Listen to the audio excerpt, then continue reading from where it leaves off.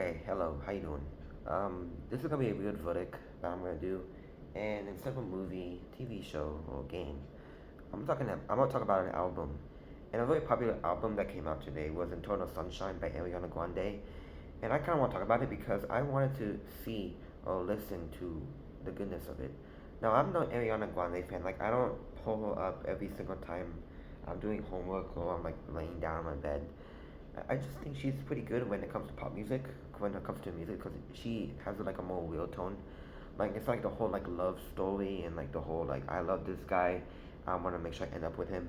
She tells it differently. It's more about breakup, and I think that's really cool, really unique to her.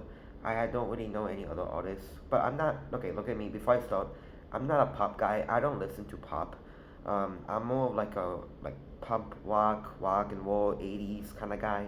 It's like you good old like Queen, Bon Jovi, freaking Guns N' Roses. That's me. That's what I listen to. I listen to it every time. But this is pop music, so I'm not that good in pop. So if I get anything wrong, I am very sorry. If I know any of you like pop fans or Ariana Grande fans, I don't mean to hurt you. Okay, if I get something wrong, I deeply apologize. So that's basically what it is. I don't really know any other artists that talks about like breakups like she does, or at least she does it as good as I heard. And she's probably like one of the best artists when it comes to like talking about like breakup music, and it moves me a lot. So her new album came out, which is called Eternal Sunshine, and I want to look at it. So when it comes to songs and pop songs, it takes me a hard time to like register what it means, because I know like the general gist of it, but when it comes to like actual like deep diving down into the meaning of a pop song, I suck at it. So I have this article on me. It kind of tells me like a brief synopsis of like what the song means. Cause I'm gonna take a look at like the entire album, and I'm gonna focus on two songs. I don't know if I'm allowed to do that, but I'm gonna do that. So a generalization about the whole album. I think the album is really good. Um, her like beats, her lyrics are amazing. I like it a lot. Um, when it comes to music, I like the beats. So her single, I think it was called Yes and. I absolutely love the beginning of that portion because I'm also an EDM guy. I also like EDM music as much as I do like 80s rock and pop rock and all those other things. I like EDM a lot. So when it comes to like beats and like the I like that a lot. And I love her beats and her like electrical music and all that. It's amazing. I like it. All of her songs were amazing. I don't think there's like one like bad song where I was like bleh, and I was about like puke and throw up. Um, I think the album was amazing when it comes to lyrics. I think it was amazing when it came to song. It was amazing. I think there was like a little problem with her where she wasn't like her original, and I saying that this album is like her going back to the roots, kind of like Assassin's Creed Mirage, where she just like went back to like we want like old Ariana Grande back, and this is her saying okay, here's the old Ariana Grande. I think that's cool. I don't know like what happened with her and all that. I might listen to like her past songs, kind of like like Seven Wings and all those other songs, see what happened. But I don't know. I mean, it's good and all that, but I don't see a difference. I don't know. Just remember, I'm not a pop guy, so I'm not a pop guy. So let's dive deep into these two songs I want to talk about. These are actually two of my favorite songs. Well, one of them is a song. I think the other one's like an interlude. But this is the two things I want to talk about. I have it pulled up right here about like a little bit of meaning on it, and I might dive deep into it. So the first one I talk about is Saturn Returns interlude. Um, this was very interesting because I don't think I ever seen an interlude like this. I don't think I ever heard the word interlude.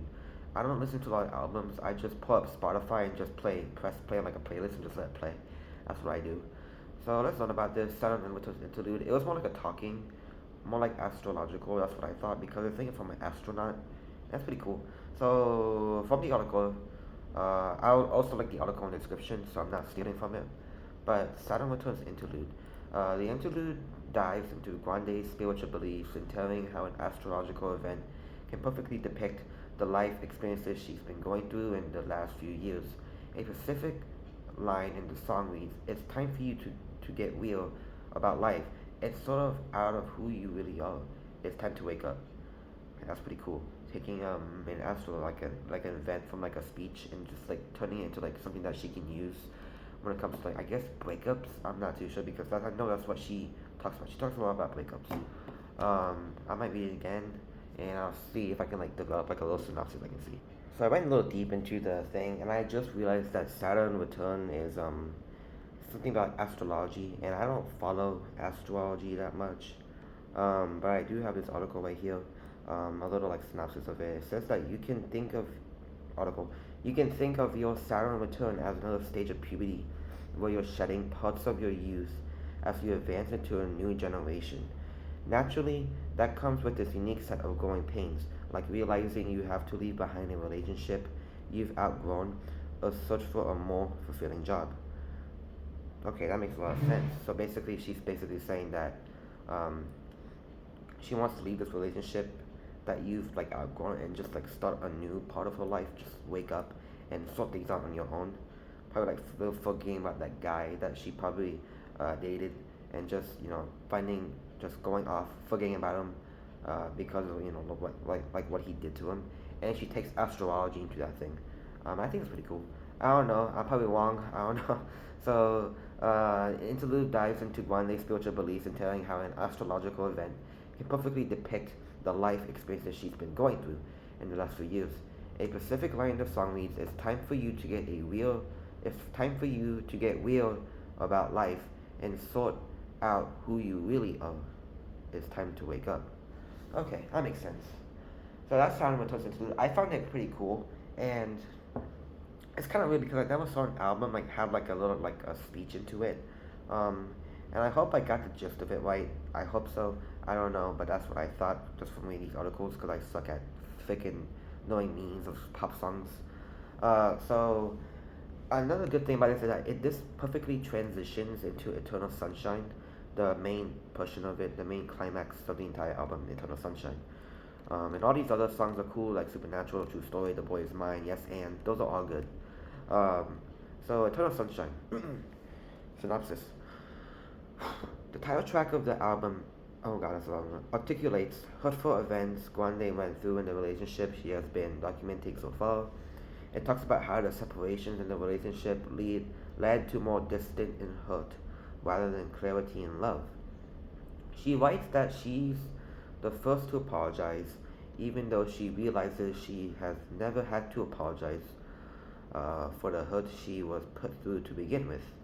Eventually, as she heals alongside another relationship, she realized she had a equal part of the hurt inflicted within the past relationship when she writes, "Now it's like I'm looking in a mirror."